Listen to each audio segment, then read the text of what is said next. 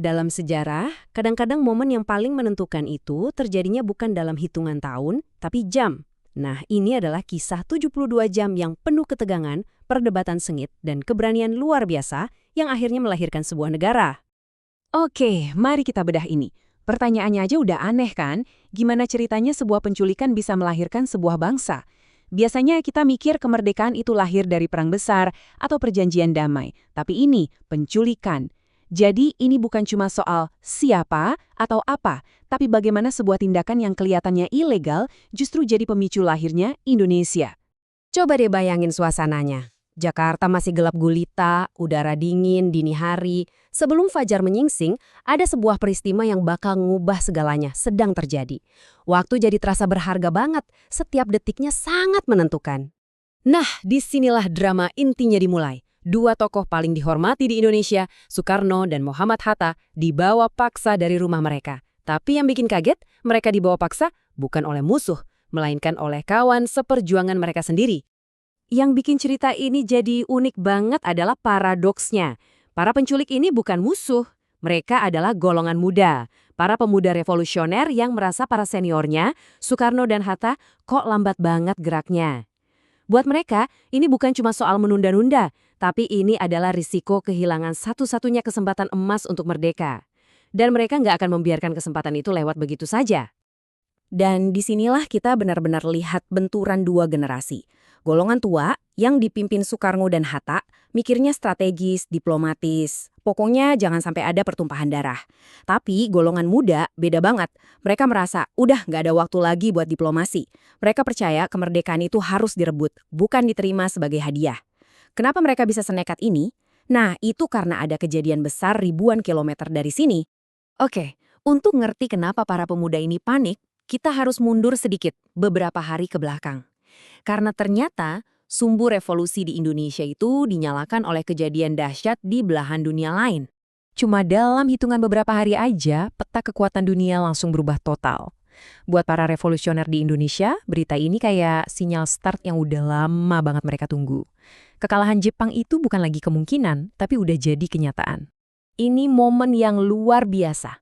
Untuk pertama kalinya dalam sejarah, rakyat Jepang mendengar langsung suara kaisar mereka. Suara yang mengumumkan sesuatu yang nggak pernah mereka bayangkan, kekalahan. Dan pengumuman inilah yang secara nggak langsung membuka pintu kesempatan emas buat Indonesia. Pidato Kaisar Hirohito itu efeknya domino, bukan cuma mengakhiri perang, tapi juga menciptakan sebuah, semacam jendela kesempatan. Berbahaya sih, tapi sangat-sangat penting buat Indonesia. Nah, inilah yang disebut vacuum of power atau kekosongan kekuasaan. Coba bayangin deh situasinya. Penguasa lama, Jepang, udah nyerah kalah. Tapi penguasa baru, yaitu pasukan sekutu, belum juga datang. Golongan muda sadar banget, celah waktu ini sempit banget, nggak akan bertahan lama. Harus dimanfaatkan. Dan kita harus ingat, kenapa mereka segitu nggak sabarnya. Penderitaan di bawah pendudukan Jepang itu luar biasa parah. Mereka udah ngalamin kerja paksa, kelaparan, ekonomi hancur. Mereka jelas nggak mau cuma ganti penjajah aja, dari Jepang ke sekutu. Dan ketakutan ini nyata banget kalau sekutu keburu mendarat sebelum Indonesia merdeka. Oke, jadi dengan semua latar belakang itu, kita balik lagi ke Rengas Dengklok. Di tengah ketegangan antara golongan tua dan muda ini, muncullah satu tokoh yang sama sekali nggak kita duga, yang justru jadi penengahnya. Bahkan di bawah tekanan, diculik, dan diisolasi, Soekarno dan Hatta tetap tenang. Mereka menolak buat gegabah. Mereka ini kan ahli strategi, bukan pemberontak yang emosional. Akibatnya, ya buntu. Situasinya jadi makin tegang. Dan disinilah plot twistnya.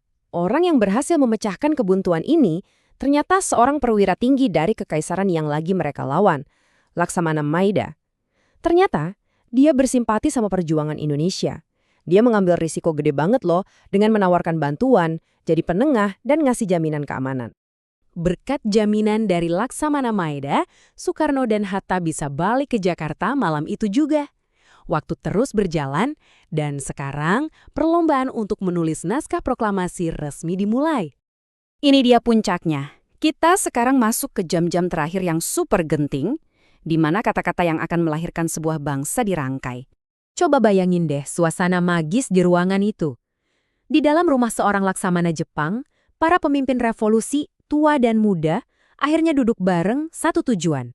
Semua ketegangan yang tadi ada perlahan-lahan mencair dan menjadi satu kesepakatan.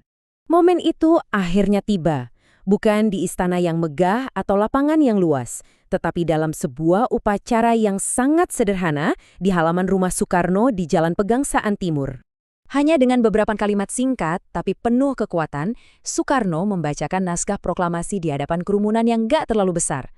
Dan saat itu juga, bangsa Indonesia diproklamasikan kepada dunia. Tapi, ini bukanlah akhir, melainkan awal dari sebuah perjuangan yang sesungguhnya.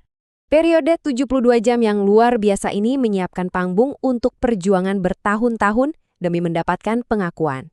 Ini membuat kita berpikir bahwa kemerdekaan bukanlah sebuah hadiah yang diberikan, melainkan hak yang direbut melalui keberanian, strategi, dan momen yang tepat.